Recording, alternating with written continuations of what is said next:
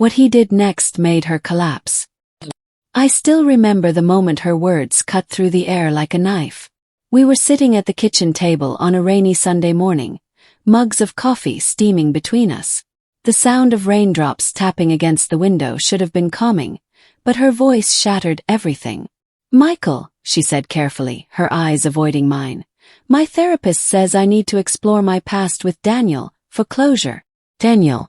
Her ex-husband. I blinked, unable to process. The woman I had built a life with, my wife of 7 years, was sitting across from me, suggesting she needed to go back to the man who had broken her heart, who had cheated on her, who had left her in pieces. And somehow I was supposed to be okay with that. "Closure?" I asked, my voice low, sharp, almost trembling. "You married me. You built a life with me. What part of your past could you possibly need closure for now?" Emily finally looked up, and I saw the flicker of guilt in her eyes. But she pressed forward, almost rehearsed. "My therapist thinks unresolved emotions from that relationship are holding me back. If I confront them, if I reconnect just enough to understand, I can finally let it go." I let out a hollow laugh. "Reconnect? Emily, this isn't therapy.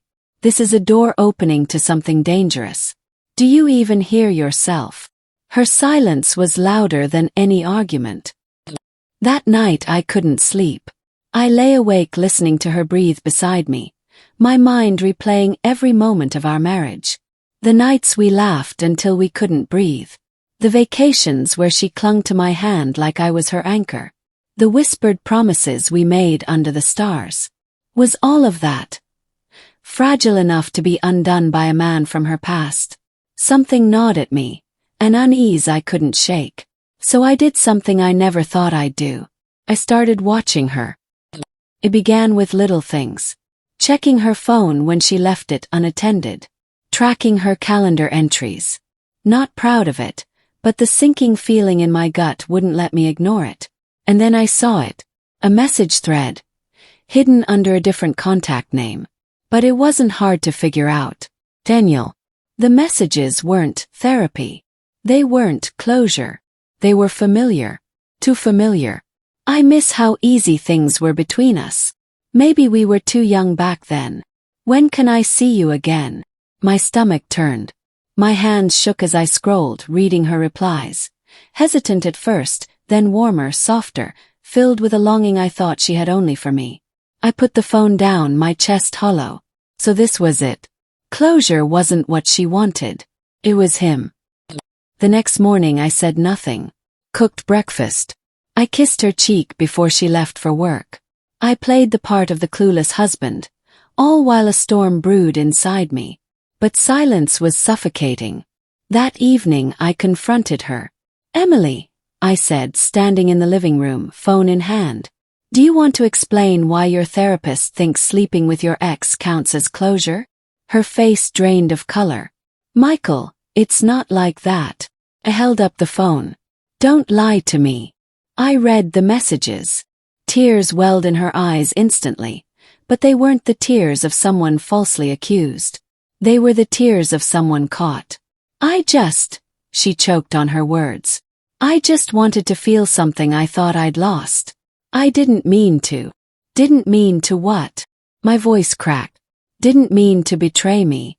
Didn't mean to throw away everything we built." Her silence told me everything. I could have screamed. I could have thrown something, shattered the dishes, stormed out the door. But instead, a cold clarity washed over me. "Pack a bag," I said quietly. She blinked, confused. "What?" "You heard me. Pack a bag. Go stay with him. If he's the closure you need, then let him close the door on your future too." She collapsed then, right there on the floor. Tears streaming, sobs shaking her whole body. "Michael, please.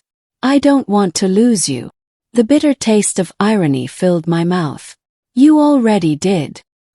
The days that followed were brutal. She moved in with her sister temporarily, calling me, begging to talk. I ignored her.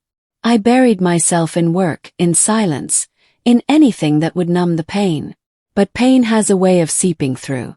Every corner of our house whispered her name. The mug she used for tea. The blanket she wrapped herself in during movie nights. The faint scent of her perfume clinging to the pillows. I couldn't escape her ghost, even though she was still alive. One night she came by. Uninvited. I opened the door to see her standing there in the rain, soaked through, shaking. "Michael, please," she whispered. "It was a mistake. I don't want Daniel. I don't want closure. I want you. Just you." For a moment my heart wavered. The woman I loved was right there, broken, desperate. But then I remembered the messages. The lies. The nights she texted him while lying beside me. And I felt something snap. "I loved you enough to forgive your past," I said, my voice heavy with the weight of it all. "But I'll never forgive you for dragging it into our present." Her lips trembled.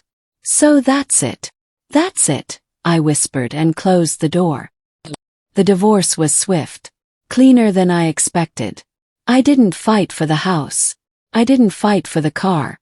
I just wanted freedom. Emily tried one last time during mediation. "Michael, don't do this. We can rebuild. We can go to counseling. Please." But I looked her in the eye and saw nothing but ruins. "You wanted closure, Emily," I said coldly. "Now you have it."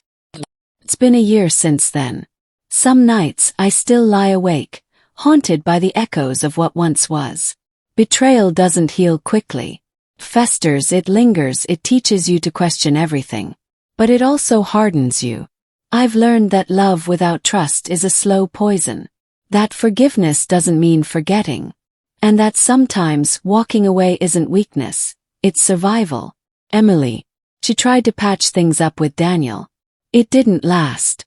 I heard through a mutual friend that he left her again, the same way he had before. I'd be lying if I said there wasn't a dark satisfaction in that. But mostly I just felt nothing. Because by then I had finally found my own closure. And it wasn't with her. It was with myself.